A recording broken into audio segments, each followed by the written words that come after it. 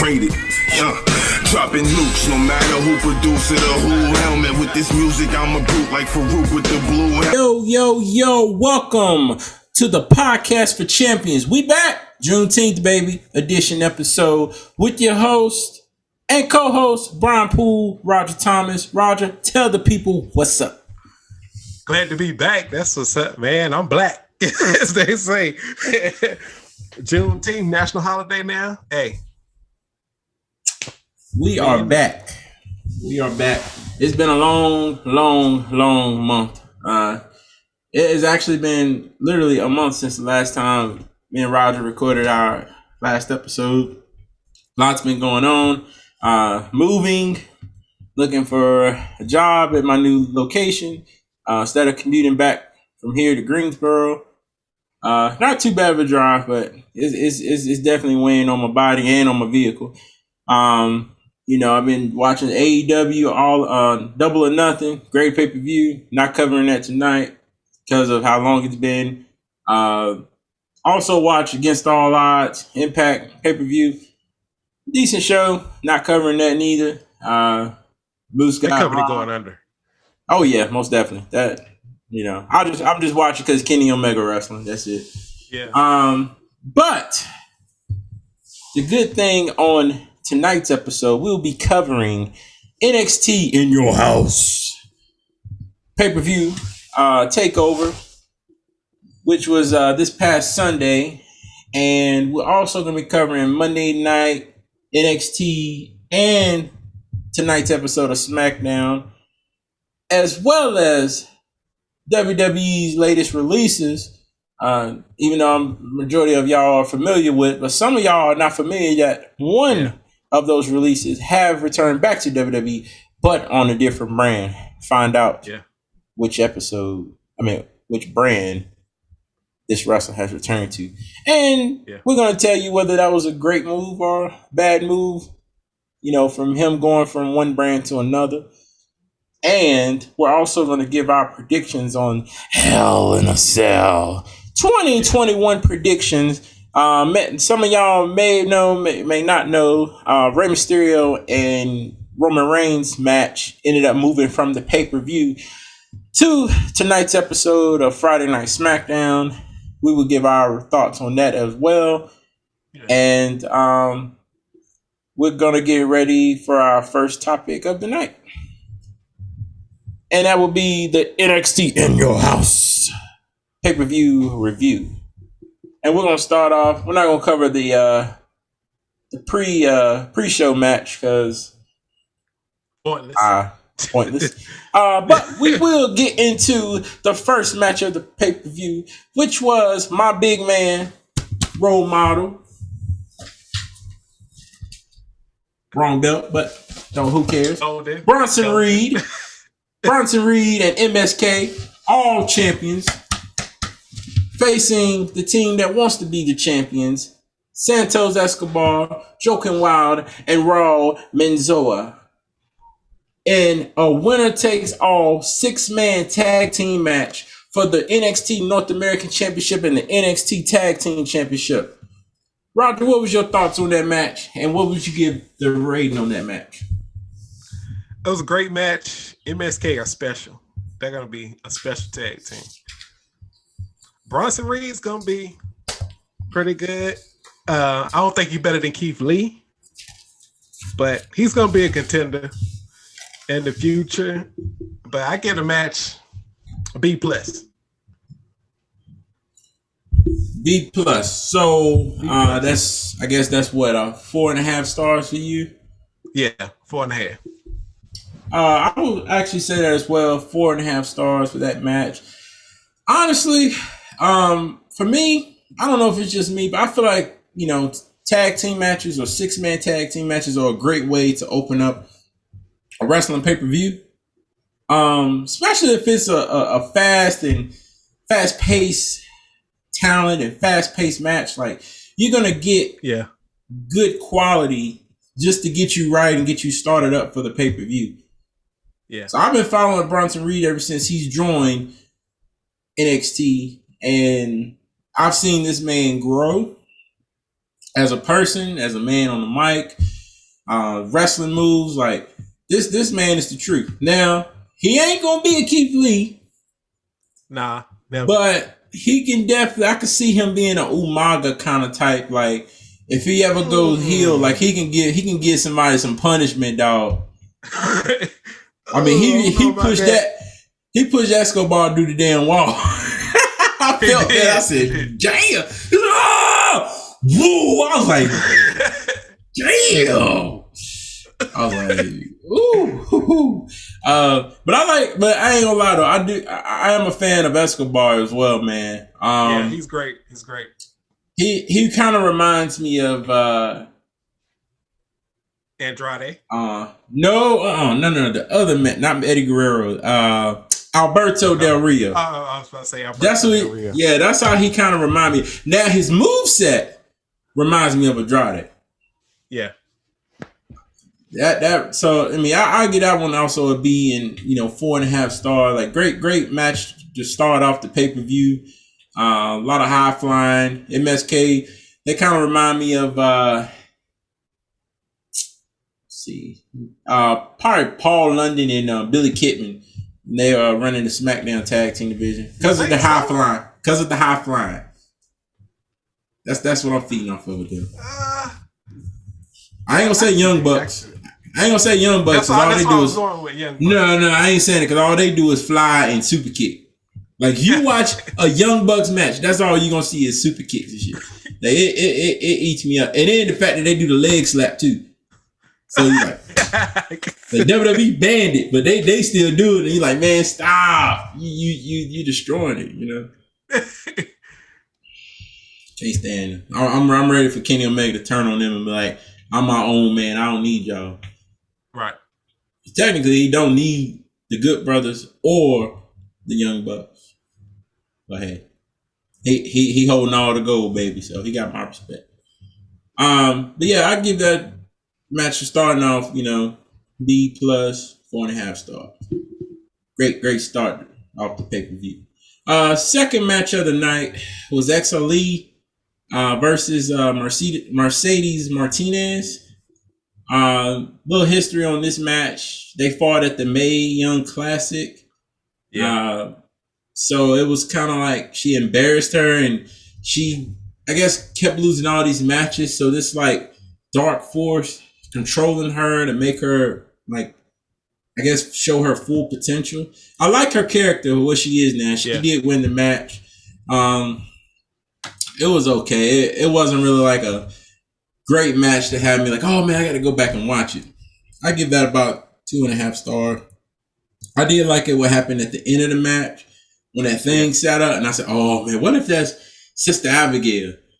Kind of like the way it looked when it was sitting in that chair. Like it never moved. It sat in that chair the whole time and just stared. I'm like, that might be Sister Abigail right there. Yeah. So that make you remind you of what's the girl in Impact? Su Yung. It's kind of that type of character. Yeah. I was feeling that. I'm just waiting to see what else can they do with that character, and hopefully, see her go against Rayquail, like it actually win. I think Io Shirai. I would put them two together. I think that'll be a good match. Ooh, yeah, that'd be good too. I love some Io. Yeah. Hey, I ain't gonna lie, man. Me too. I'm a married man. I know you got a woman too, man, but NXT got the baddest, thickest girls, man. Like, I look at Raw and SmackDown. I'm kind of like, nah. It's like one or two you might be like, but NXT, man. I'm sorry, all them girls can get. Even Mercedes Martinez, man. I'm like, man, she can get it too. God. NXT, where is that? So if y'all want to watch some good women wrestling, go look at NXT. Them women, man. And you might look at them when they in their ring attire, like, but dude, when you go and follow them on IG, especially Rayquail, they in them bikinis and stuff like that, you like.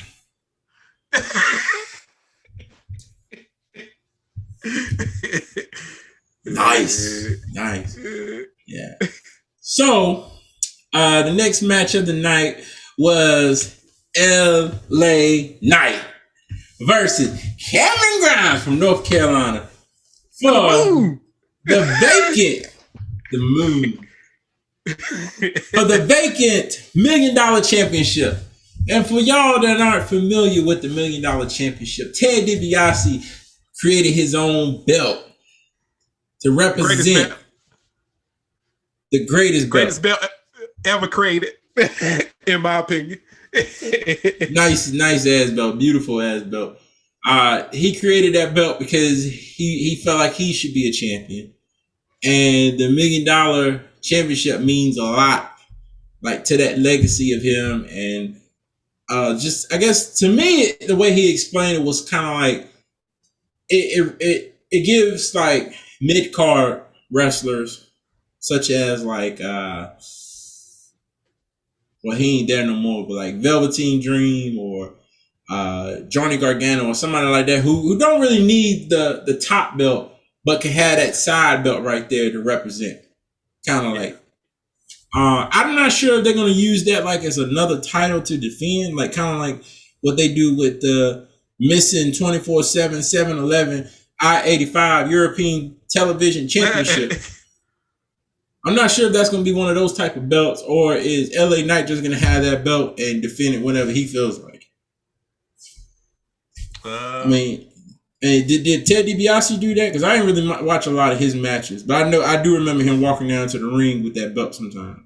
It was more of a prop than it was a belt to defend, you know. It's more as a status symbol. That's the way I look at it. I hope they switch that around and make it a thing. But who can compete for it other than Cameron Grimes? That's my question.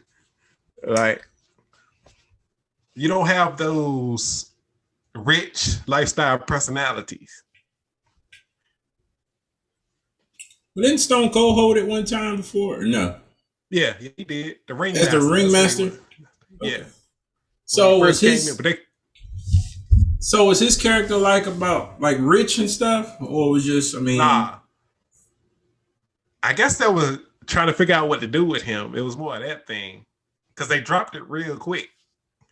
So I mean, okay. So I guess it'll just go back and forth between them two. I guess. Yeah. But I mean, that'll get real boring though. Yeah, like if Cameron Grimes get it, like okay, cool. But then if you get somebody like, I don't know, Dexter Lumis. Nah, it ain't gonna work. It wouldn't fit. He's an intimidating dude, man. Yeah, I like his character, and that's another thing I like about NXT. Like they have a character, but it's like to me, it's like they have total creative control over that character. Yeah. Like even with Finn Balor when he was doing the Demon King, like it was like he could do it whenever he wanted to. Like he'll show up on NXT and do it during a match, but usually he'll save it for like a takeover, and he'll reference a Marvel or DC character or something like that. Yeah. But it's like with WWE, Vince McMahon was like, "Nah, you put it on whenever I tell you to put it on," because it takes him like hours to put it on. I think this documentary, he said it took him like 4 to 6 hours to put all that on. Body spread stuff. So I just feel like NXT just have total control over their character and they do what they want. That's why most wrestlers decide to go back. Like Finn Balor said, I'm going back to NXT. I'm like, all right, cool. I'm hoping to see the Demon King, once or twice. I ain't seen it. So I guess the Fiend buried it. It's coming back, I think. I think that I don't know what they're doing with it, but I know Finn coming back up though. That's why you ain't seen him. That's what I've heard. That's just rumors, but the rumors are saying that the Fiend will be returning. No, Finn Balor will be coming back to the main roster. Oh yeah. I seen that. Because the same rumor you probably heard, the same rumor I heard that they're trying to find an opponent for Roman Reigns because SmackDown don't really have too many opponents for him. Yeah. And like if you think about it, like you look at Monday Night Raw, they're kind of in the same boat too. Yeah, they running out of people for Lashley. Well, you fired fucking Alistair Black and Braun Strowman, which could have been one competitor going after. Alistair Black and Lash already had theirs, but you could put Alistair Black with his new character gimmick against Roman Reigns to freak Roman Reigns out a little bit, and have Strowman and Lashley, because I mean they're two good powerhouses, and they honestly, for them to be that size, they know how to work very well in the ring together. Yeah. Or you could have done Strowman and Reigns. They got a long history against each other. Yeah. This man pushed him out of an ambulance. Turned the ambulance all on him and stuff. They dropped the ball on that. For real. They did.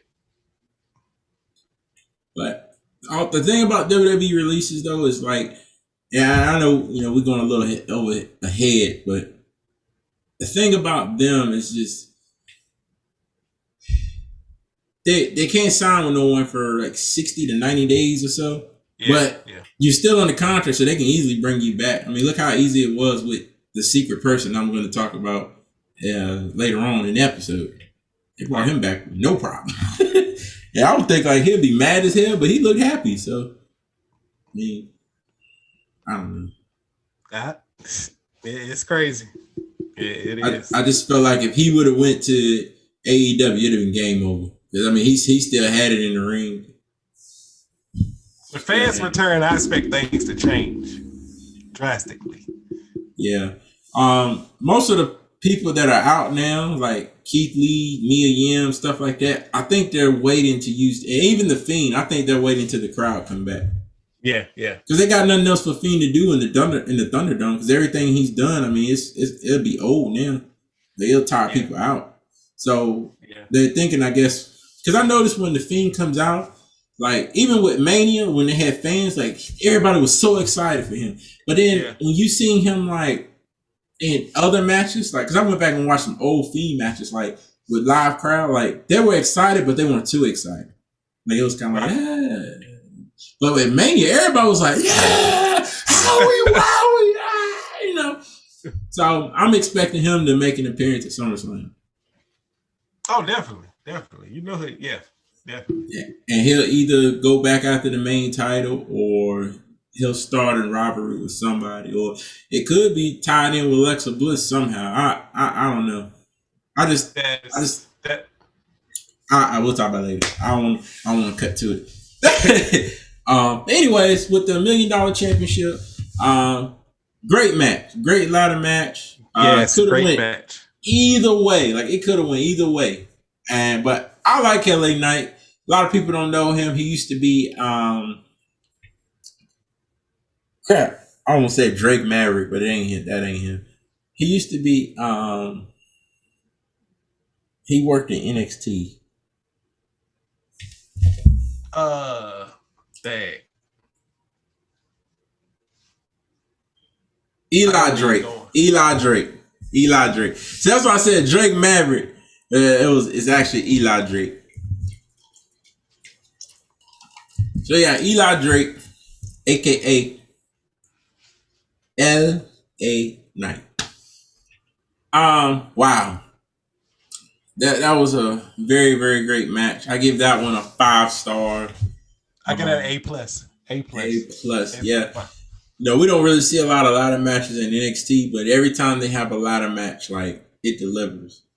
And Cameron Grimes, it took me a while to like him, but he kind of grew on me like Elias. So I really like him. Really like him. Great solid performance for him. And it's a rivalry still continuing. Even led to, this past NXT episode Tuesday night. So I could see this potential rivalry going on for maybe another maybe 1 or 2 more takeovers. Yeah. My baby, Rayquail Gonzalez, NXT Women's Champion, facing Amber Moon for the NXT Women's Championship. What you think about that? Great match. I like Amber Moon. I've always been a fan of Amber Moon. Her talents in the ring are just superb. But I don't like Rayquail Gonzalez because she's too much like Shana. And that's a character you can't touch. You can't compare her to Shana. Okay, we about to have our first debate of the night. First and foremost, let me tell you something. Don't talk about Rayquail. Don't disrespect Rayquail ever like that. Don't disrespect the legacy of Shana. God rest her soul. Okay, she is not trying to be like Shana. China is her role model. She said that, like, she said if any woman that she can compare herself, like she said, you got the Trish Strategists, you got the leaders, the best Phoenix and stuff. But she said, I am a huge fan of China. And, you know, with her, I think she's like 6 feet tall or so. She pretty much meets the China, you know, complexion, like her ways of doing stuff in the ring and stuff like that. She is very, very powerful looking in the ring. But that's what I'm saying. When you see her outside of the ring in her bikini and stuff like that, you're like, damn, that's her. Like, I'm serious. Like, if y'all go follow her, I think it's like Rayquail WWE or WWE Rayquail or something like that. Follow her on IG, man, and you're gonna see a complete difference from her ring attire and how she dresses in the ring and how she does stuff in the ring. And then look at her outside of work and bikinis and thongs and stuff and modeling and at the beach and stuff like that, drinking, you know. You be like, China looked like a man, you know, first starting out. She had to take some estrogen and stuff to kind of level that out or whatever. And then she started looking more like a woman. But that's my baby. And Ember Moon, I never really was a fan of her, but I do like her body. She got a nice body. Nice body. You don't like the Eclipse, man? Come on, man. I like her finishing move and I like her body. That's it. I don't like her face. I don't like her, well, her face, all right. I don't like her hairstyle. And her breath look like it stinks. Damn. like you know how you can look at a woman and just like, how about her breath smell just a little bit. And I seen her like when she was on Up, Down, Down. If y'all don't know, follow, like, and subscribe. That's Xavier Woods' gaming channel. She was on there a few times and she was like, like I was like, oh man, she like playing video games. Like, that's cool. And she did some type of face look and I was like, and Xavier had like this weird look on his face and I was kind of like, yeah, I bet her breath smelled just a little bit. Just a little. It looked like the look he gave kind of like it caught her off guard. I can't really point out which video. If you watch this, I don't feel that way. Don't subscribe. I respect it. It's just like her breath smells just a little bit. I could be wrong, but I'm just saying like it might smell just a little bit. And she got a nice body, but I just not really a big fan of her. And then she got her head kind of shaved weird too, and I'm not a fan of that neither. Like, I like some girls when they got head shaved, but hers is kind of like awkward. I don't like it. I feel you. But what was it? Shozai Blackheart? Josie? I can't ever get her name right. Shotzi Blackheart. That's my girl. That's my girl too. Yeah, she hot. But with the green hair? Yeah, she hot. She hot. Especially when she was dressed up for what was it, Halloween Havoc? And she was like that little werewolf. She was a little sexy. I was like, okay. And I like her. I like her ring move. I like her ring moves and entire stuff too. So I'm a fan of her. I like her more than I like Ember Moon. I was hoping she would have turned on Ember Moon, but I guess that building another story. But I'm gonna say this though before we go to the last match of the night. I feel like Dakota Kai's gonna turn on Rayquail. That's what I'm waiting for. They waiting too long to pull the trigger. I don't know when it's gonna be, but you know Dakota Kai been trying to get to that women's championship every single chance she had. And I don't know if you remember when they held the tag team titles for like I think like a week or two. She gave, or they might have competed for it, I can't remember. But when Rayquail pinned Io Shirai and got the opportunity to face her for the championship, she had this so jealous look like it should have been me. Like it should have been me. But she didn't turn on her. So she helped her win the championship. And she does her little pose in front, when she's doing this or whatever like this. And you could just tell the look on her face like, boy, you don't know what's about to come to you, but it's gonna happen. And, Rayquail, she do that little pose where she put the belt on her back and she be like this, so it shows like her butt and then the belt right there. I feel like they're gonna do that pose and Dakota Kai just gonna turn around and just bash her. But Dakota Kai gonna get destroyed, so she's gonna have to find some she needs some type help. of. She gonna need some help. she's gonna do something and it's gonna be like, oh, it's gonna catch him off guard. But it's gonna be good. I can't wait. Can't wait. Yep, it's gonna happen though. I think it's gonna happen before the next take. Well, does the Great American Bash doesn't count as a takeover, does it? It's supposed to be. I don't know why they're doing it on USA Network. That pissed me off. I think it's a takeover though. No, they did the last stuff. Let me check it real quick. But last time they did the Great American Bash last year, I don't think it was a takeover. Let's see, 2020, because it was a 2-night event. Nope, it wasn't a takeover. Oh, okay. So this year is not going to be a takeover. But by the way, just to give y'all a heads up on this year's, it's going to be July 6th on the USA Network. First match they already confirmed is going to be Kyle O'Reilly versus Adam Cole, baby. So no stipulation, just a regular match. Just a regular match as of now. As of now. But yeah, that's gonna be a good one. Okay, so Fatal 5-Way with my boy, Mr. Karrion Kross, who I've told Roger numerous times for the takeover that he is the future of NXT. He took out your man Balor, TikTok, in his corner with Scarlett, who I'm also a fan of because she's hot. But I respect Karrion Kross because that's they boyfriend, girlfriend, whatever. And she also showed your boy some love on Instagram. I don't know if you seen that or whatever. I had to share it, add it to the story. Dude, I tagged him and her on Instagram. I kid you not. I tagged both of them and I said, and still, yo, chat. I said, yeah, baby. I said, Karrion Kross. So she seen it and turned around and added it to her story. And I got the notification of it. I got the screenshot. I said, oh, finally. I was like, hell yeah. So I was like, you know what? I'm about to show all wrestlers love, see what happens. I'll show Kenny Omega so much love and Moose that none of them send me nothing back as Moose because I picked on them or whatever. But yeah, she showed me love. I was like, oh, snap. So I wrote her back. I said, thank you with a smiley face. I was not expecting me out of all people to get chosen. Man.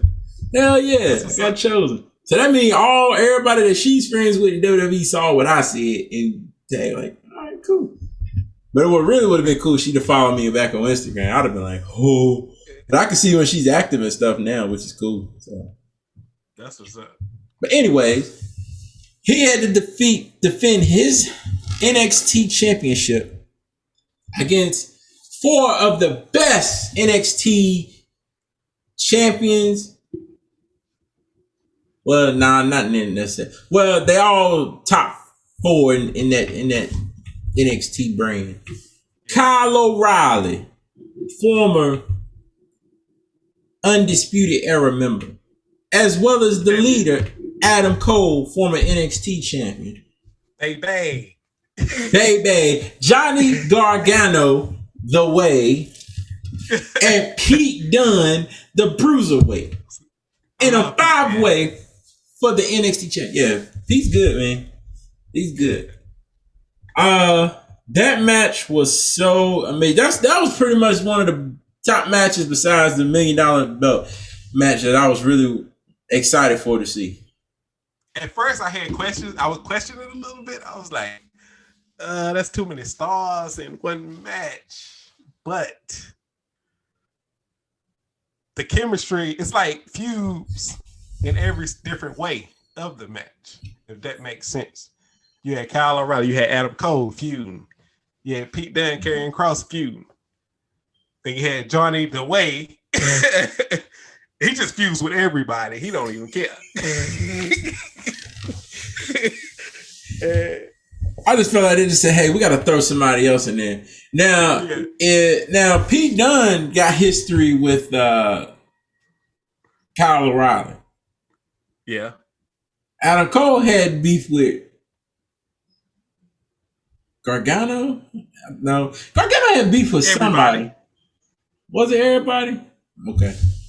I just felt like they just threw him in there. Like, hey, we got to find a five. Let's just throw him in there. And I'm like, dang, man, y'all could at least thrown in there. What's his name? Finn Balor. They could have threw him. Fuck it. It would have made sense. Yeah.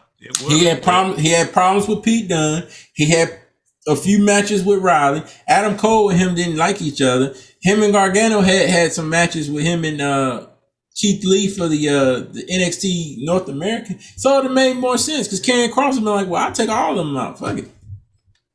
But I guess, like you said, that was Finn Balor's last chance. So Finn Balor hasn't been seen since. So usually when someone gets beat like that, they leave the brand and go back to the main roster. So maybe Finn Balor will show up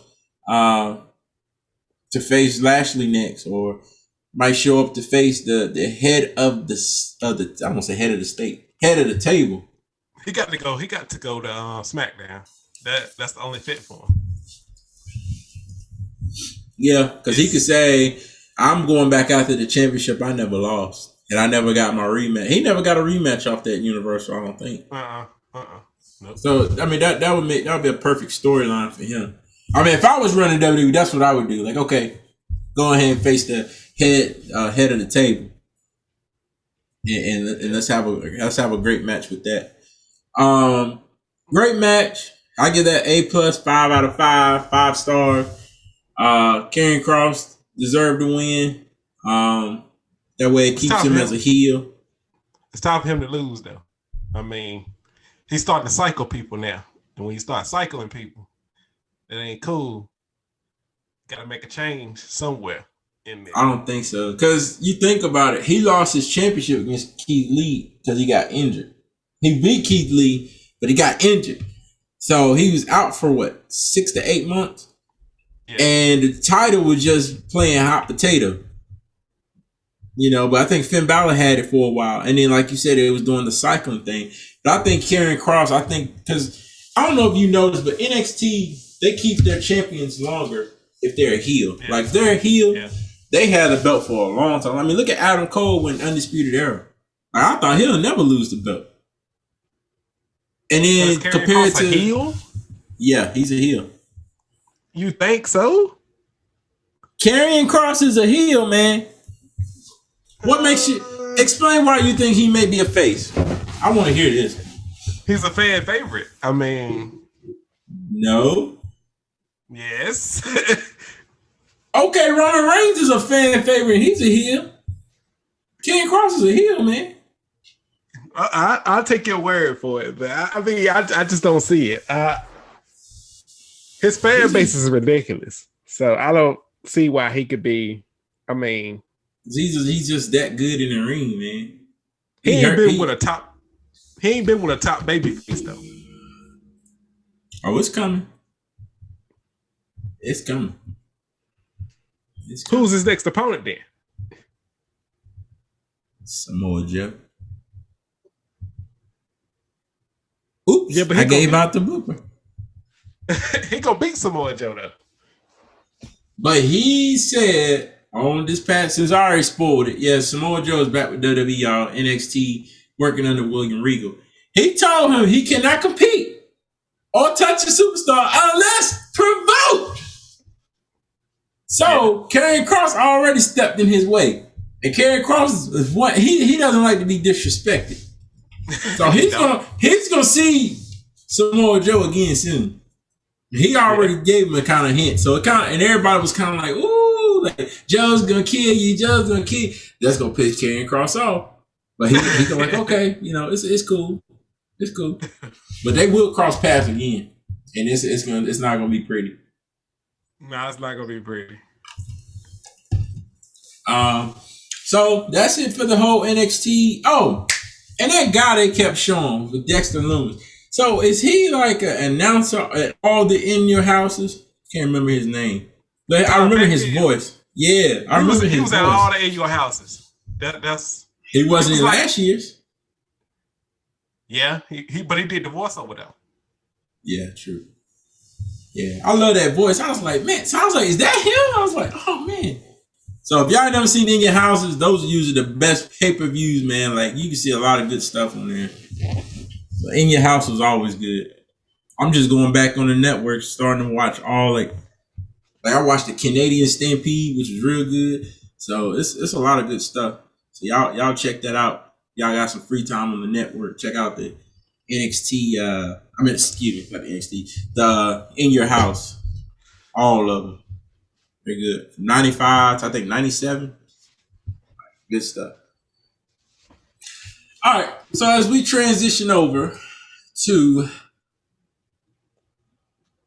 like, we'll just go to the main event of the thing. So with the WWE latest releases, Braun Strowman, top name, Ruby Riott, and Alistair Black. Roger, give me your thoughts on where you think these three will end up. Do you think all three of them will end up in AEW? Do you think one of them are going to take an alter route, maybe go to Japan? Or do you think they might go to Impact? Or do you think they might end up back in the WWE but under a different name? Or do you think they just probably be done with WWE or go independent circuit? First of all, I got a funny story about that whole thing. Everybody know I work at Auto Body, so I was in the shop. I was sitting in a car, and then something happened. I just decided to check Facebook, and it was your post about the releases, and I stopped what I was doing. I was like, I completely stopped working. I was like, huh? That ain't right. Let me see. But it was crazy. I was shocked. Yeah, it did. It hurt. I did not expect that to happen. Yeah. Like, it was like WWE released Braun Strowman. I was like, what? I said, all right, maybe he did something. I was like, well, no, he ain't done nothing. Then it was like Alistair Black. I was like, he just kicked the shit out of Big E's head. Like, really? He just like give credit. Like, he's a new character now. You know, he looked like he got creative control over, you know, the character he was about to do. And then you just pretty much just, nah, bro. We're gonna go ahead and fire your ass. And then Ruby Riott, I knew she had something. I don't know if you remember her and Liv Morgan. I don't know if they had a tag. I think they had either a tag team match with Nia. No, this was after Nia Jackson. Baseman. I think this was with Naomi. No, not Naomi. Get my names mixed up. Natalya and Tamina. And I remember her and Liv Morgan gave each other like the biggest hug. And I thought it was kind of awkward. And she was crying in the ring and stuff because I think they won that match. And then, like, that next day they were fired. I was like, damn. That happened pretty quick. Yeah. But I believe that I expect to see Alistair Black back in NXT. Okay. Along with Ruby Riott. I think they're going to bring them back. Braun Strowman, I think he's just gonna chill though. I don't think he's going to AEW because he don't fit there for one, and I don't expect to see him back in WWE because of that. I mean, I just don't think the locker room liked him. My personal opinion.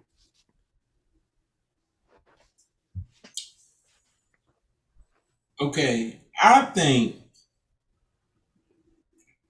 Wait, so you said Alistair Black? You say you think he's done with WWE?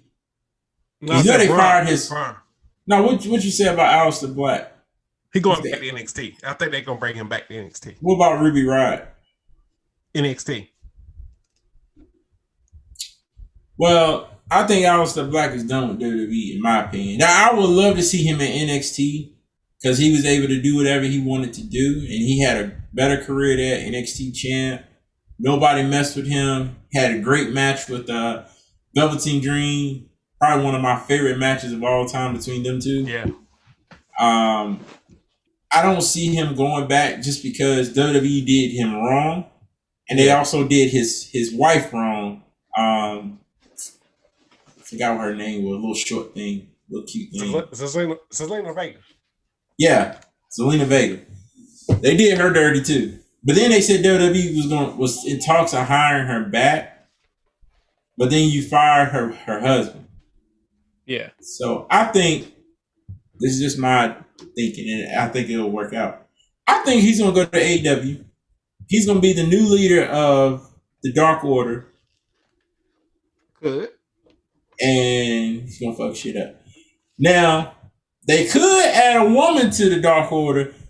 I think they got a girl there already, but you could add Ruby Riott because she kind of got like that little dark side thing, some of her tattoos and stuff that she wears. So I could see her there as well. But they need to beef up their women's division. So I could see Ruby Riott going to AEW also. I think she'll have better matches and better opportunities there than going back to NXT. And then you got to wait 90 days? Is a 90-day clause? Or? Yep, 90 days. I think Alistair Black's gonna go to AEW because you lost Brody Lee, got arrested, so they keep teasing about Hangman to be the leader of the Dark Order. I don't see it happening because he's like the type of guy, he likes to have matches, drink beer, have a good time.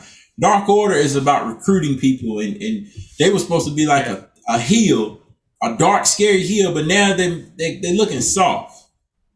Yeah. So if you get Alistair Black in there as the leader with that new persona that he started teasing within like 2 weeks before he got fired, you got fans back in the stadium. You got like people like, wow. And AEW been picking up a lot of WWE guys, whether they're legendary guys or, they picked up Andrade. I did not see that one coming. Or if I did, not that soon. So, and to back up your answer, I know you said he doesn't fit AEW. You think about it, AEW don't have a monster. They don't have like a big guy to go in there and wreck shit. You got Big Show, but he ain't supposed to wrestle. You got Mark Henry. He said he still got a lot left in the tank. But do we really want to see these old guys like Sting? Yes, we want to see Sting because everybody loves Sting growing up. Whether he puts on a good match or does a little bit or just shows his face. Sting shows his face every AEW episode. Yeah. He ain't even got to wrestle. He just show his face and come out with that hot theme song or whatever. Winter is coming. Okay. Go ahead and bring in Braun Strowman. Make a monster. Or you can make him a member of the Dark Order. He's familiar with being in dark shit because he was with the Wyatt family. Yeah. So bring Bray Wyatt in as not Bray Wyatt. Well, Bray Wyatt would be perfect with Dark Order. Oh, God. Because I already said it. I said, if they fire that motherfucker, go to AEW. Because, boy, you turn that damn Dark Order to some crazy shit. And his boy was Brody Lee, too, a.k.a. Luke Harper. Shoot, they know about that crazy stuff. Yeah. AEW will be the shit. I'm telling you, if they get, like somebody said that, too. They was like, yo, because they had a picture trending on Twitter. And they had everybody that Bray Wyatt was in the middle. And they said, damn, it's crazy that everybody that was around Bray Wyatt in this picture are no longer with WWE. And half of them shown that they went to AEW. Another half went to Impact. And some other people went like overseas or did independent circuit. Yeah. So I was like, yo. And it was crazy. It had Bray Wyatt and Alistair Black sitting beside each other. I said, what if both of them go to AEW and join the Dark Order? That's a game changer. I can see Roger now. Man, fuck WWE. I'm going over there to watch AEW. AEW gonna be in Charlotte, big dog, at the Bojangles Center. I'm going. Roger, you going? Hell yeah, man. Bray Wyatt and Alistair Black shit. I said Roger gonna have a Dark Order. If it wasn't for Bray Wyatt, I'd have been stopped up watching WWE. And I will tell him that personally. Like, if it wasn't for you, I would have been stopped watching. Yeah. I stopped watching WWE for a long time. Like, yeah. It was like almost 2 years I stopped watching it. Because when Santino Marella came in, that's when I stopped watching. I was like, He ruined Cobra. wrestling for me. He ruined wrestling for me, man. And then that fool almost won the Royal Rumble too. I was like, yo, what the hell? WWE going soft, man. That's when I know. I said, oh, they doing it for the kids. Now it's kind of like they still doing it for the kids, but they trying to get back to that old stuff a little bit. Yeah. But they just gotta pick and choose. They're picking and choosing. Like, should we do this? No, we shouldn't do that. Oh, we should do this. No, we shouldn't do that. And Vince, he'll have an idea about something and he's good with it, but then the day of it, like, nah, don't do it. Don't do it. And don't be afraid to do it, bro. Like, so what? You ain't gonna get too many complaints about it. People gonna still love your product. Yeah. People gonna still watch it. We're just trying to get the old heads back in the. This is the generation now. So the mixed people that kind of they watching in Impact. The new generation, they watching WWE because you can buy merchandise everywhere. The old heads is watching AEW. Yeah, yeah. Because they can say shit on there and they pretty much can do whatever the hell they want to do. They bleed. They have violent matches. Yeah. They cut their unscripted promos. Yeah. You don't have to talk if you don't want to, but if you do, you say what's on your fucking mind. Like, I felt it when Miro said, you take that brass ring and stick it up your ass talking to WWE. I said, oh. Goddamn Rusev, a.k.a. Miro. Golly, boy. Take that brass ring and shove it up your ass. Damn. But, yeah, so my opinion on those three, I think they all will go to AEW because that's still a brand that's still trying to grow. They could go to Impact, but not a lot of people watch Impact. And if y'all do want to watch Impact, if you got cable, it's on AXS TV on Dish Network or whatever. Maybe you got Direct TV or so. If you free like me, you can watch it on Twitch as well. It's free on Twitch. You just gotta subscribe to the Impact Wrestling channel. That's where you can watch the Impact. I'm letting you know they ain't got no live crowd, no live audience, so it's boring. Hopefully next month when everybody else start like going full capacity to wrestling events, maybe they can do the same. They got so much talent over there though. Impact is straight. It's all right. It's okay.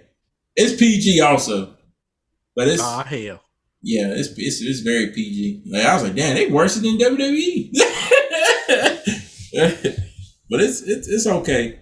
I just watch because most of the Impact starting to go over to the AEW and then some going to WWE. So I just try to stay in the loop with some of these wrestlers. So what was your thoughts on Monday Night Raw? And I think the only thing that really caught my attention on Raw was Eva Marie making her debut, but she didn't wrestle. Piper Raven, I think her name was. I know her first name's Piper. She's from NXT UK. She actually wrestles and squashes Naomi in like 2 minutes. And they gave Eva Marie the win. I don't like the segment. I don't like the character. I just don't like it. That's a bad look. Overall, Monday Night Raw is the better show right now. Say what? I said Monday Night Raw is the better show right now. No, they not. Stop it. Stop it. Yes, they are. No, they're not. They're not because Monday Night Raw has been ass. Now, except for Lashley. Like Lashley bringing out the women and stuff like that. That's cool. Because, I mean, we ain't seen nothing like that in a long time. Like something different. Him, Riddle, and Randy Orton, they're good. Sheamus, he's doing his little segment with the United States Champions. That shit's fine. Raw doesn't have no tag team division. Yeah. They got the Viking Raiders. That's it. You got AJ Styles and Omos and New Day, but I think New Day is about to join the Hurt Business. Why you say that though? It's been something that been running on through. I remember last year, 2 years ago, MVP said something to Lashley. Told him to hang in there, you'll be a champ. And if you need anything, I got you, brother. The same conversation he had with Lashley, he had that same conversation with Kofi 2 weeks in a row. Uh-oh. So this is my theory of what's going to happen. Since we're going to talk about Hell in a Cell, I'm just going to throw this out here. They need to turn heel then.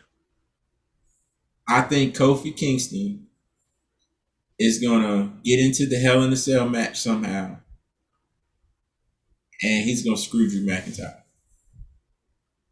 And he's going to become an honorary member of the Hurt Business. Only reason why MVP wants to recruit him, because he even said, he said, I see potential in you. He said, I cried when you won the WWE Championship. Mm-hmm.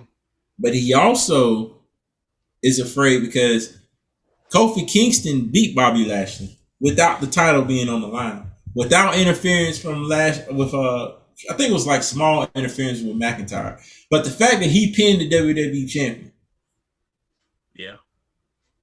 So I seen that on, because I was like, I know a few episodes ago, I was like, is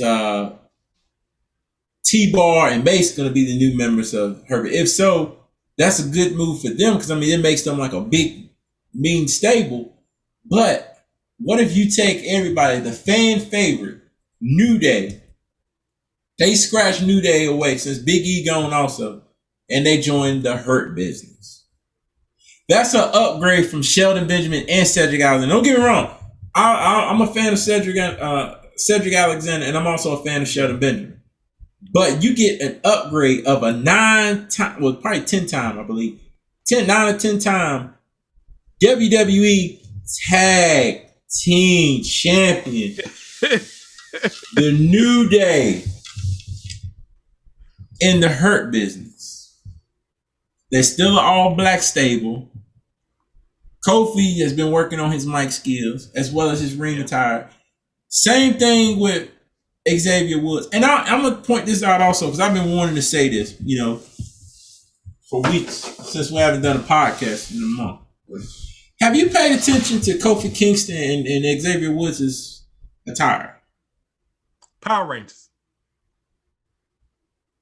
And before that was Scorpion and Sub-Zero. Yeah. Now, I could be wrong, but the Green Ranger is evil. Yeah. He whooped the Power Rangers' ass in their Megazord. He jumped in the Megazord, was like, what's up, motherfucker, and whooped all their ass and kicked them all out the Megazord. The White Ranger was all good, but this Green Ranger still had some crazy shit going on. So MVP been messing with Kofi Kingston's head, saying all this crazy stuff, trying to get him to either turn on Xavier Woods or just be like, hey man, I'm out. I'm gonna join the Hurt Business. Right. New Day been losing lately. Kofi been frustrated because of it. And MVP said, you didn't even get pinned. Your boy got pinned. So it's making you look bad. Kofi had that look like, man, you feeling the fire right now, me boy. So either that's building it up to where Kofi joins, because I guess MVP's not a competitor anymore. He's going to move into full manager now.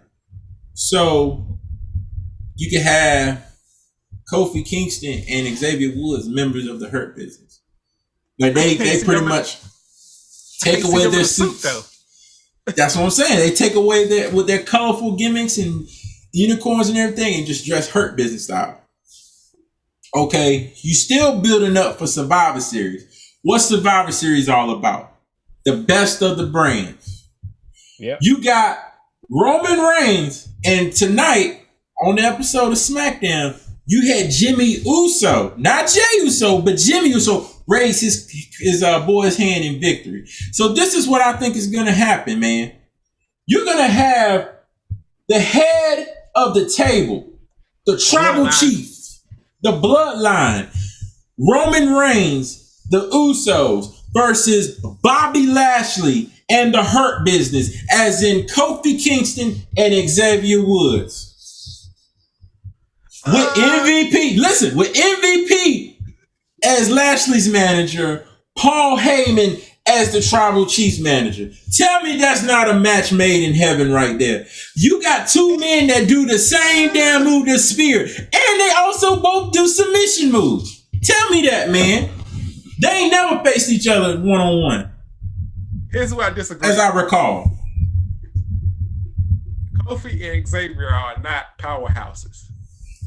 They don't need to be. They do need to be. Yes, they do.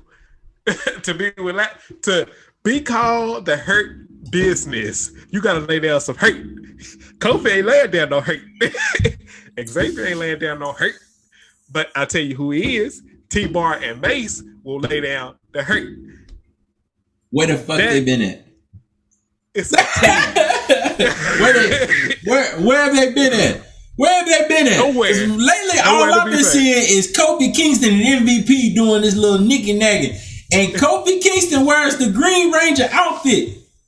So I'm telling y'all, if y'all ain't got the history of Power Rangers, the Green Ranger turns on his friends. He turns on his family. Now, Kofi Kingston and them, when they was trying to tease the New Day breakup, he told them, Big E, all of them said, hey, we want to be one of the stables that don't break up. We always want to be remembered. We don't want to turn on each other, nothing like that. So Vince McMahon, like, okay, y'all not going to have to turn on each other. But since Big E is going to SmackDown, he's doing better things. Why don't we put y'all, like, the New Day still a thing, but puts New Day to rest? Kind of like what they did with DX and Evolution. You had DX, you had Billy Gunn, you had Road Dogg, X-Pac, China, Tori, Triple H. Shawn Michaels wasn't even a part of it. They was DX. All of a sudden, they shipped it away or whatever. Triple H in 02, 03 started up Evolution. Started up a new stable. So what I'm saying is maybe they're trying to get Kofi and Xavier to, okay, they're good on the mic. They've been, they're good as a tag team. Let's let New Day rest because we don't want to mess New Day up. In case they do like a 10-year anniversary or something like that. Like, hey, we bring all of them back together again. So you gotta turn some people heel eventually. Because Kofi and Xavier Woods, they sell tickets. But if they still can do the same stuff they can do now, but with the Hurt Business, or maybe it gets switched up or whatever, you're going to lose money, but you're going to gain money. Everybody was pissed when the Hurt Business broke up. Yeah. But you upgrading with two younger talents. I ain't saying Zay, well, except for Alexander, but I'm saying with Shelton Benjamin. Even Cedric Alexander cut a promo of his life and said, I didn't get kicked out the Hurt Business. You got kicked out. I blame you because you're the reason we lost the tag team championship. You're the reason why we're not even in the Hurt Business no more. The Hurt Business should be a major so you statement. Upgrade. Yeah, exactly. So you upgrade and you get Kofi and Xavier Woods. They know how to win the tag team title. They can win the tag team titles they can win them back. And then they got all the gold again. So it's ways around it, but it's just something about that green. Cause I'm like, okay, Power Rangers ain't coming out with no movie or nothing. Like they did the Mortal Kombat movie came out. Power Rangers ain't really got nothing going on. So why do you got him as the Green Ranger and you got Xavier Woods as the White Ranger? Wouldn't you have the White Ranger and the Red Ranger? Because they were like a team the whole time. The Green Ranger turned on them. So that's why I feel like that's what's about to happen. And I'm paying attention to how MVP saying certain stuff to Kofi. And Kofi getting fired up and pissed. And you tell like he wants to smack the shit out of Xavier Woods. But he's like, but no, that's my boy too. Like, but he thinking about that shit. He thinking about it. Yeah. So that's why I'm thinking like I could see like maybe Kofi come out there. Like I could see like a damn Claymore about to hit. And Xavier Woods sneak out the ring and holds his foot and like, get him, Kofi. And all of a sudden, Kofi comes out of nowhere and hits him with a trouble in paradise. He gets stunned, but he doesn't drop. And then Lashley comes in, spears him through a table or whatever, and then picks him up and put him in that submission hold in match. And then you got the new Hurt Business standing in the ring together. I can see it. And they said it's the last chance. So I'm like, ain't no way Drew McIntyre can win. Like Bobby needs this. So if he goes to SummerSlam, possibly we may see that Brock Lesnar and Bobby Lashley match. And Kofi And Kofi already has unfinished business with Brock Lesnar because Brock Lesnar squashed him and beat him for the championship. So this is a way for Kofi to get back at Lesnar. Yeah. That's my theory I seen on it, and if I would have booked it. But I can see that. I think Lashley will win this match. Oh, he gonna win the match. Yeah, for sure. He needs it. Like I don't see nothing stupid happening. McIntyre's run is done. Yeah, I think, and I think I don't know if you remember seeing, but they coming up with the WWE draft. I think that's gonna start up probably next 2 months or so. Yeah. So I think he's gonna go to SmackDown and he'll be on the same show with Roman. Probably, I can see that. Next show on the card, Rhea Ripley versus Charlotte. They're just having a regular singles match for the women's Raw, the WWE Raw Women's Championship. I like Charlotte's character. I really do, because it reminds me of her daddy. But I think she need a stable though. I really do. Kind of like the 4 Horsewomen. They need a stable with her. I don't know why they haven't created it yet. But there's no good wrestlers, women wrestlers on Raw to do it. Charlotte don't need a stable. She don't? She don't need it. But I got Rhea Ripley winning because, I mean, she's hot right now and a lot of people will get mad if Charlotte win. I think they're going to give Charlotte a chance to win 16 championships, so she'll be tied with her dad. I think right now she's at 13.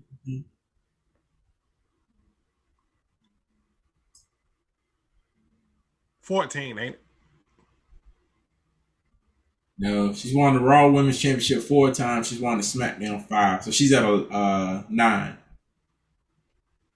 altogether. Because they combine Raw and SmackDown together. So she's at 9 right now. So she ain't got but 6 more to go. And she's tied with her dad. She graduated from North Carolina State University. I did not know that. Anyways. I think Rhea Ripley will win this. And, keep her thing going. Don't really expect any surprises in that match. Next match on the card, I think it's going to be the match of the night, besides the Lashley and Drew McIntyre, Bianca Bella and Bailey.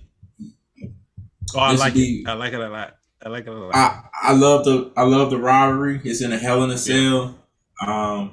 Bianca Belair is probably one of the most athletic females that we have besides Naomi.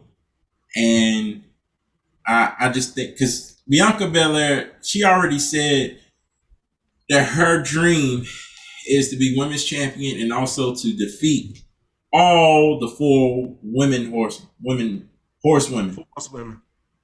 She wants to beat all. And so you think about it, I don't think she's really had a match one-on-one with Charlotte yet. Or she might have, but I don't think she won. She already beat Sasha Banks. Sasha Banks ain't been seen or heard from since. I think she's going to return Sunday. I think that's what she's not going to help. She ain't going to help no damn Bailey.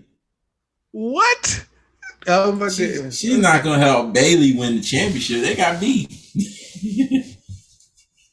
She ain't got to help her win the championship. I think Sasha's going to return at SummerSlam.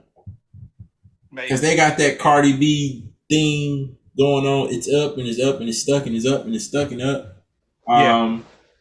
And I think Sasha's going to return then. And I think she's going to wait till Belair. She's going to come back before SummerSlam and challenge Belair for a rematch.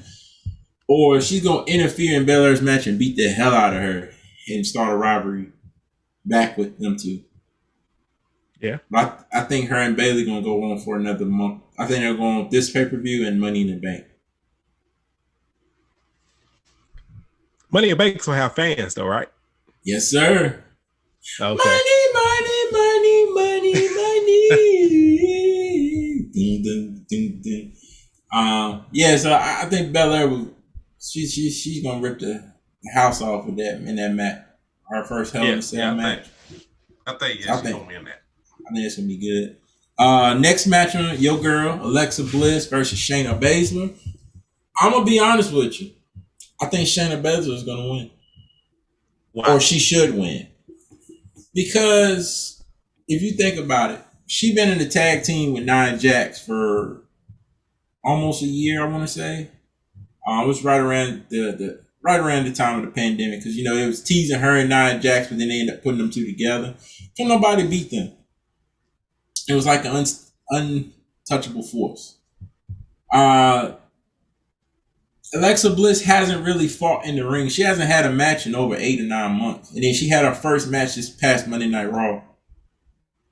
And, I don't know, man. Like, they carried on this storyline. Like, she carried on the Fiend.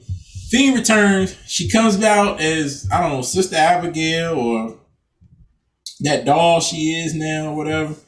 And I don't know if you noticed, but her attire now is matching that doll. Yeah. So I don't know where they're going with this. Like, if Alexa Bliss wins, that's good. But where does her character stand as of now? Is she the new Fiend? Is the Fiend going to return and get his revenge back on her since she screwed him for Randy Orton? Like, what the hell is going on? Shayna Baszler can win, beat the Bliss, and this will put her back up there. Like, okay, I beat Bliss, bam. She can start a winning streak and get up there and finally, because I don't know if you remember, but her and Rhea Ripley got some unfinished business from NXT. And that can start a good rivalry all the way up to SummerSlam. Yeah, this is what I think is going to happen with this match. I want Alexa Bliss fan. I don't like what they're doing because they're confused of where to go with it. Mm-hmm. I expect Bliss to win. I think Reggie's going to interfere. Reginald's going to interfere in the match just because of that whole thing going on. Oh, yeah, because she controlled him. Yeah. She was doing some shit. He was like, I think Shayna Baszler is going to dominate most of the match to make her look good. But come toward the end, Reggie's going to... I expect something big to happen, though. Because they haven't did it on TV. No. I ain't putting my trust on that. I thought about that, Roger. But here's the thing. When I did that shit before for fucking WrestleMania, and this girl popped out, I'm like, oh, give me your soul. And he's like, oh, I'll give you my powers. And then it's like, oh. And then he turns around, RKO, and that's it. The Fiend ain't been the same since. And Bray Wyatt comes back out. He's like, I'm all happy, Didn't even mention nothing about the Fiend or nothing. So I'm like, okay. So is he cleared off this so-called curse of the Fiend, and now Alexa Bliss has it? Like, she has his power now, and she don't know what to do with it. She explored a little bit, like, ooh, I can throw fireballs, and I can control people and manipulate people and stuff like that. And, I got this doll, too. But it's like, okay, Shayna Baszler can outsmart Bliss and defeat Bliss. Like, especially if she get into that controlling, like, Reginald, and then all of a sudden she puts her in a tap mode and makes her tap out or whatever. Like, whoa. The big question is, I got to go back to my boy Ryan when he said, what happened in that room? You got to think about that. We haven't seen her since then. So, what happened in that room? What room? You talking about with the dog at the end of Raw? Oh, yeah. The worst segment of Raw people was talking about on Twitter. I was pissed. I was like, what is this? It was like, I think that was like, what the fuck? Like, that dog just sitting there and she's like, oh my God. I'm like, man, this is a tough girl. Like, this is supposed to be like the queen of spades. Like, this is supposed to be like a badass. And you got her in the room. Like, I just feel like they just chose the worst person. Like, instead of Shayna Baszler, they should have chose somebody like Nikki Cross or somebody like Nia Jax. Yeah, Nia Jax, but don't pick nobody that was like a badass in NXT and then you making them. So it's kind of like what they did to Asuka, man. Like, Asuka was all undefeated, couldn't nobody stop her. Like, and then Asuka comes into the door like, green stuff all out of her eyes and stuff. Like, man, I can't stand seeing Asuka in the ring. I'm like, not no more. I mean, they just killed that character. They just kill everything, man. I just feel like they just need a good shake up and just shake up people. But Yeah. hell, they shake up. They put Naomi on Raw. I'm like, oh, perfect. She'll get a run in the Raw. Have some good matches with Charlotte Flair. Hell, they could have did the damn doll shit to her. That'd have been fun. I mean, just somebody different. It's just not Shayna Baszler. I mean, she's supposed to be a badass. You ain't gonna see her doing nothing like that with Charlotte. Nah. I was Baszler. I'd been like, nah, keep my ass in NXT. Could have had her and Rayquail going at it. Oh, that'd be dope. That would be crazy. Yeah. But your pick is Bliss. My pick is Baszler. We'll see Sunday. So they substituted the Roman Reigns match and Rey Mysterio for Friday Night SmackDown. Reigns won the match by making Rey Mysterio tap into the guillotine. Jimmy Uso came out to the ring, raised the head of the table's hand in victory. And SmackDown went off of air. They substituted the match for the pay-per-view and put Kevin Owens versus Sami Zayn in that place. I don't know what to think about that because, like I said before, when Kevin Owens and Zayn fought at Mania, they had better matches in NXT. Their matches in WWE ain't worth the game. So now you took your biggest star off the show. Yeah. And that doesn't make sense. I think they're building up. I think they're building up for something. I think something's gonna happen. Well, I didn't like Rey Mysterio as Roman Reigns in a sale anyway. Yeah, that was kind of. I was expecting Jimmy instead of Ray. Like he was like, if you want a shot at the title, like I feel like Roman Reigns as him being champion. He's giving title opportunities to people that we wanted to get title opportunities to that probably will never get one as long as he's, after he loses the belt. Think about it. Last month was Cesaro. Well, this month was Rey Mysterio. Last month was Cesaro. Months before that was Jimmy Uso. Jay Uso. Yeah. Jay. Twice. Which was good matches. Kevin Owens. Very good.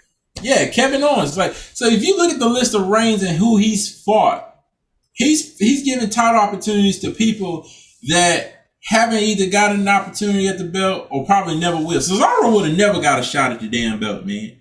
Whether he was on Raw against Lashley or SmackDown against some other champion. It was like, okay, Roman Reigns. And here another thing.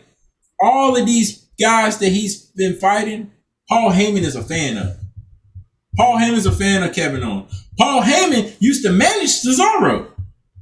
Yeah. Paul Heyman always been a fan of the Usos, and he even said that, he was down there training with their dads. Yeah. And grandfathers and uncles, all that. So he's very familiar with the Samoan family. Yep. So I think my prediction, the next match on this card, Cesaro and Seth Rollins. I think Seth Rollins is going to beat Cesaro, which is going to put Seth Rollins back up top where he needs to be. Seth Rollins or whoever is going to get into this Money in the Bank. They're going to win. But both of them, whoever wins the Money in the Bank, going to be afraid to cash in on whoever's champ, whether it's Lashley or whether it's Reigns. He's like, shit, got Lashley. He got hurt. He's supposed to have the hurt business. And then he got there the bloodline with the Usos and what's called. So you're like, damn, I don't know how this is gonna turn out. But I'm expecting Roman Reigns to fight. Like I think they said they've been teasing for SummerSlam. John Cena's supposed to return, and he's supposed to fight Roman Reigns at SummerSlam. Nah, I don't like that. I like John Cena and Bray Wyatt. Nah, they already done that. That's done with. This puts Roman Reigns on another level. Like we all know Reigns is gonna win because Cena's gotten to the point where he's letting younger talent beat him now. Yeah. That's why Wyatt ended up beating him last time. And the time before that, Cena lost again to Who was it?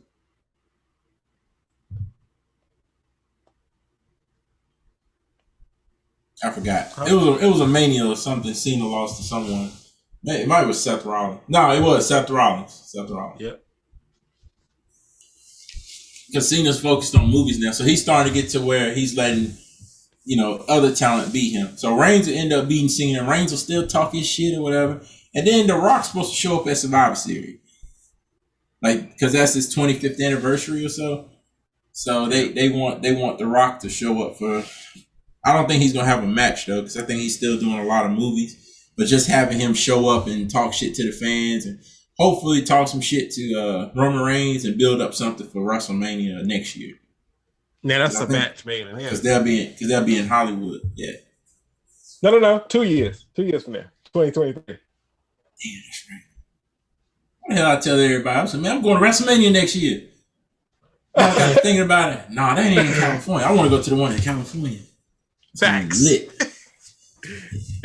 But anyways, the Kevin Owens same match. I think Zayn is gonna win. KO show, man. I love Kevin Owens, but I mean Sami Zayn. I think he'll end up winning because Owens won at SummerSlam. WrestleMania, and then I think Seth Rollins is gonna win this one. And I guess that puts Cesaro into the Intercontinental Championship picture. Seth Rollins into the Universal. So overall, Hell in a Cell should be good. It'd have been better if they kept the Reigns and Mysterio, but I think it worked out good because they had too many commercial breaks during SmackDown. I was like, all right, maybe they'll just limit it. No, I wasn't even really into it. Usually when I watch Hell in a Cell, I'm like, ooh, I'm just like, gotta go use the bathroom. Let me go get me a beer. Let me make me a drink. Let me go wash dishes. It's just is what it is. I just wasn't a fan of that at all. Like, I just think it was history made because for one, that's SmackDown's very first time having a Hell in a Cell take place on SmackDown, and two, this was Mysterio's very first Hell in a Cell he ever been in. So you killed two birds with one stone. Yeah. And both of them are fathers, so I guess they're like, hey, you ain't gotta work on Father's Day. But Reigns will still he'll be there. So he'll probably sit there with his title and just be like, oh, Tribal Chief. I'm doing this for us. I was like, I felt that shit, man. Got that Jimmy Uso was talking shit to him, and Reigns was just like, it's not like what the fuck? Like he wanted to say, like, what the fuck is you talking about? I'm doing this for us. I gotta watch this promo. That promo after I'm done. That shit had me laughing, but it was good though. It won't laughing like man, shit was trash. Like it was real good. Like I'm happy to see Roman Reigns as the star he is now, and how he's progressed. And it just amazes me. Like from what he was I just like through. how he talked, man. He be like, I do this at the highest level. Yeah, he just smooth, and that's what I'm saying. He's smooth, and just to go back, if you go look at some early Roman Reigns, like when he was with NXT, he always had that type of character in him. Like before the black suits and the shield, like he had that in him before. But it's like with him being with Paul Heyman brought more out of him. To where he's like, basically. Yes, and I love it. I fucking love it. Like, it's amazing.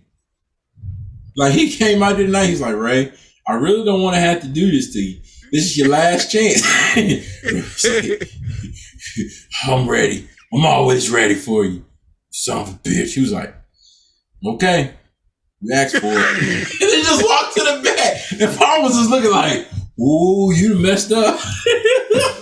Paul's facial expressions be priceless, man. Let me sit there. Yep. And another thing, and then we'll go ahead and cut the show short. I was watching this. I watched Botch Guy on YouTube, and it was a botch where Roman Reigns was in the middle of the ring. Paul Heyman was on the left of him, and Jey Uso was on the right, and they both had their hands down like this. And Paul Heyman Reigns was trying his best to keep it together. I guess Paul Heyman told him to pose like this. So he posed like that, and it kind of reminded of Too Cool. The way everybody, because even Paul Heyman was like that, and Paul Heyman picked up the mic and started talking, and Roman Reigns was like this, like, now he's trying to go home, and even Jey Uso kind of cut his eye on him, like, he's trying to keep it together too, and he's like, that shit was so funny, like, because I think he said something in reference to Too Cool, and they just had them like thinking like, oh shit, we all stand in the ring like this, we just waiting like, electric slide, like, cool shit though, man. But to go back to what you said Raw's the better show. Raw has the better people on it, but SmackDown is the best show. Because, I mean, we see more of Roman Reigns doing shit. And, I mean, I enjoy watching Lashley and Reigns as champion. If they can stay champ for a whole year, both of them, I would love it. I mean, Lashley comes down to the ring with women. I mean, thick, model-looking women. Like, woo! And MVP, you know, he's saying stuff on the mic. And I've always been a fan of MVP. And then you got Paul Heyman on SmackDown do the same thing. I'm like, you're not going to get that out of Drew McIntyre. He's a great wrestler, but he ain't got no manager. Like, I feel like if you're a WWE champion, sometimes you need to have that manager to push you to the next level. Lashley ain't good on the mic, but he got a guy that talks on the mic. Reigns is improving on the mic, but he also got someone that's coaching him like Paul Heyman. So it's like, that's why I said I could see the New Day going to the Hurt Business, become the Hurt Business, and then Survivor Series, all hell breaks loose. Like, whether Usos get the SmackDown titles, they go find a way to beat AJ Styles and get the Raw Tag Team titles. Survivor Series, you got the Bloodline versus the Hurt Business. Because they ain't going to be called the Uso no more. They're going to be called the Bloodline. They're going to be called the Hurt Business. And then you got, in the ring, Roman Reigns and Lashley, they just tearing each other apart. And then you going to have interference because New Day and Usos, they always said they had respect for each other. And they always brought the best out of each other. They always did that. They even had a damn rap contest with Wale as the official. So they got history. So that's what I say. You put all that shit together, man, like, that will make, but it depends on how the WWE do it, Vince McMahon do it, and the writers. That's why I want to get a job with the writers, because I have so many ideas that I can do that will still keep it kind of PG, but it'll still be fresh and still be good. Yeah. So with that being said, Roger, any last thoughts you want to cover on the WWE Juneteenth episode of the Podcast for Champions? It was something I forgot though, what I was gonna say. It was something going on in WWE that I didn't agree with. Oh no, it wasn't WWE. The creators of Dark Side of the Ring, y'all are doing a great job with that show. I love it. Keep it going for seasons on seasons on seasons. It is great. It is wonderful. Lot of people criticize Dark Side of the Ring. I don't know how much of it have you seen. Every episode. Okay. Have you been watching the Vice? No, not Vice. Excuse me. The A&E biographies too. I watched the Ultimate Warrior one. That's the one I seen, and then I watched the one from Dark Side of the Ring, and I was just kind of like, two different things. Different. Told by two different people. Yeah. But it all blends in as one in a way. You just kind of like the stuff that WWE didn't really, they talked about some stuff too, but they kind of covered up. But then Dark Side of the Ring, like, nah, well, this happened too. And this is with his current wife on A&E, and this is with his first wife on Dark Side of the Ring. So you kind of like, yeah. But they always had respect for each other, but they just told it like it was. And it's just like, and they were both real. Like, he met me at the gym, and he's like, he was cool about it, but he just said, hey, we can't be together. I met someone else. And they went to the same gym as him. Like, wow. Deep stuff, man. Deep stuff. It is. Dark Side of the Ring, y'all. It's on Vice TV. If y'all get a chance, it's some dark episode. It's gonna get under your skin, it's gonna get you. I haven't watched the Dynamite Kid yet, but I know that one's probably good. I watched